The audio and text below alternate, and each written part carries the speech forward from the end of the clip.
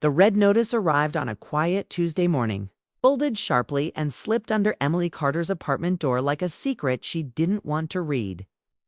She saw it when she returned from her early shift at the bookstore, her arms aching from lifting heavy boxes and her mind already tired from pretending everything was fine. For a moment, she just stared at the paper on the floor. She knew what it was before she even picked it up. Her chest tightened, and her fingers felt cold as she opened it. 3 days. That was all the time she had left to pay her overdue rent. Emily stood frozen in the middle of her small living room, reading the notice again and again, hoping the words would somehow change. But they didn't. The message was clear and final. She didn't pay, she would have to leave. Slowly, sat down on the edge of her worn gray couch. The apartment was quiet, too quiet. It hadn't always felt this empty. There was a time when laughter filled the space, when music played in the evenings, when two people shared this life instead of one. She closed her eyes, trying to breathe. Outside, cars passed, people walked, and life continued like nothing had happened. But inside her world, everything felt like it was falling apart. She hadn't planned for this. She'd always been careful. With money, she had always paid rent on time. She'd always believed that if she worked hard and stayed loyal, things would be okay. But life didn't follow her plans. 3 months ago, she had still believed in her marriage. Daniel Walker had been her husband, her partner, her home. They met 8 years ago at a small coffee shop where she worked part-time while finishing college. He had walked in with an easy smile and confident energy that made people notice him. He talked to her like she mattered, like she was interesting, like she was more than just someone serving coffee. He made her feel seen. They fell in love quickly. He told her she made him better. She told him she believed in him. They built their life step by step, sharing dreams, sharing struggles, sharing everything. At least, that's what she thought. Over time, small cracks appeared. Daniel changed jobs often, always chasing something bigger, something better. Emily stayed steady, working hard, supporting them both when things were uncertain. She told herself it was normal. She told herself love meant patience. Well, patience didn't stop distance. He started coming home later. He spent more time on his phone. He laughed at messages he never explained. When she asked, he said it was nothing. Just work, just friends, just stress. She believed him because she loved him, till the night everything broke. It was a quiet evening. Daniel was in the shower and his phone buzzed on the kitchen counter. Emily wasn't trying to spy. She wasn't suspicious. Just looked out of habit more than anything. One message.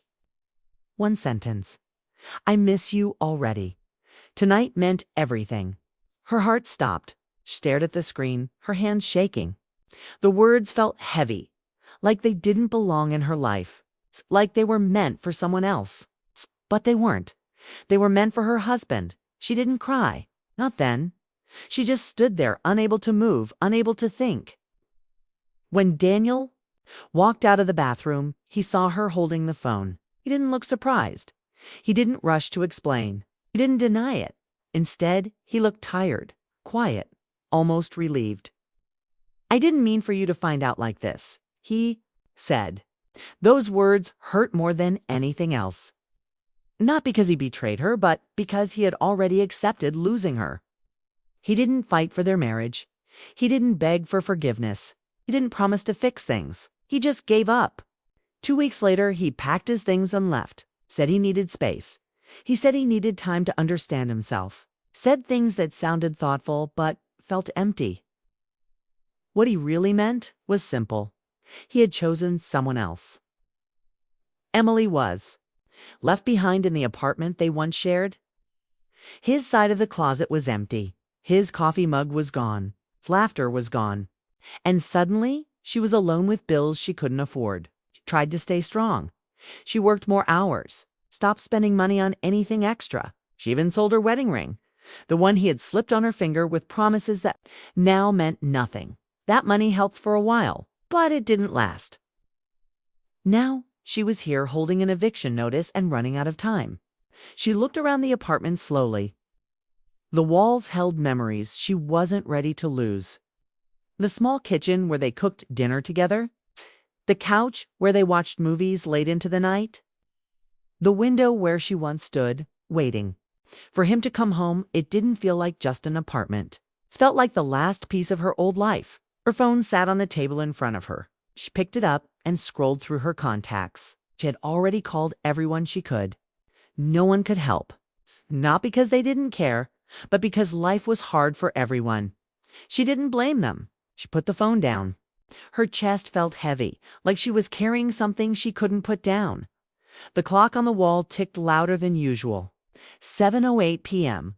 Her landlord had said he would come by tonight. Michael Thompson. He lived downstairs and owned the building. He wasn't like other landlords she had heard about. He didn't yell, he didn't threaten. He spoke calmly and treated people with respect. But that didn't change reality. She couldn't pay, she couldn't stay. She stood up and walked slowly to the window. Streetlights were turning on, casting soft yellow light across the pavement. People passed by, laughing, talking, living their lives. She wondered how everything had fallen apart so quickly. She wondered how someone could promise forever and then disappear like it meant nothing. Her thoughts were interrupted by a soft knock on the door. Her heart jumped. It was time. She walked toward the door slowly, her legs feeling weak. For a moment, she considered pretending she wasn't home. But she knew that wouldn't change anything. She opened the door. Michael stood there, his hands in his coat pockets, his expression calm but serious. He looked at her carefully, like he understood more than she said. "Hi, Emily," he said gently. "Hi," she replied quietly. There was a short silence. She could feel her heart pounding in her chest. "I wanted to talk about the rent," he said. She looked down at the floor, unable to meet his eyes. "I'm sorry," she said. "I don't have it yet." Saying the words out loud made everything feel more real. Michael didn't respond immediately. He simply stood there, watching her, his face thoughtful. "You've always paid on time before," he said calmly. She nodded. I know her voice felt small. Another silence passed between them. Then he spoke again. "Can I come in?" She hesitated for a second, then stepped aside. He walked in slowly, looking around the apartment. His eyes noticed the small details. The emptiness. The quiet. He understood more than she said. "I heard about Daniel," he said gently. Emily felt her chest tighten. Of course he knew. Daniel had returned his building key before leaving. "I didn't want things to end like this," she said softly, her voice shaking. Michael nodded. "I believe you." His words surprised her. He didn't sound cold. It didn't sound like someone ready to force her out. He sounded like someone who cared. He turned to face her fully. For a moment, he said nothing. Then he took a slow breath and said something unexpected. "There might be another way." Emily looked at him, confused. Another way? She didn't understand what he meant. But something in his voice made her heart beat faster. Because for the first time since everything fell apart, she felt something she hadn't felt in months. Not fear, not pain, but the smallest, quietest feeling of hope.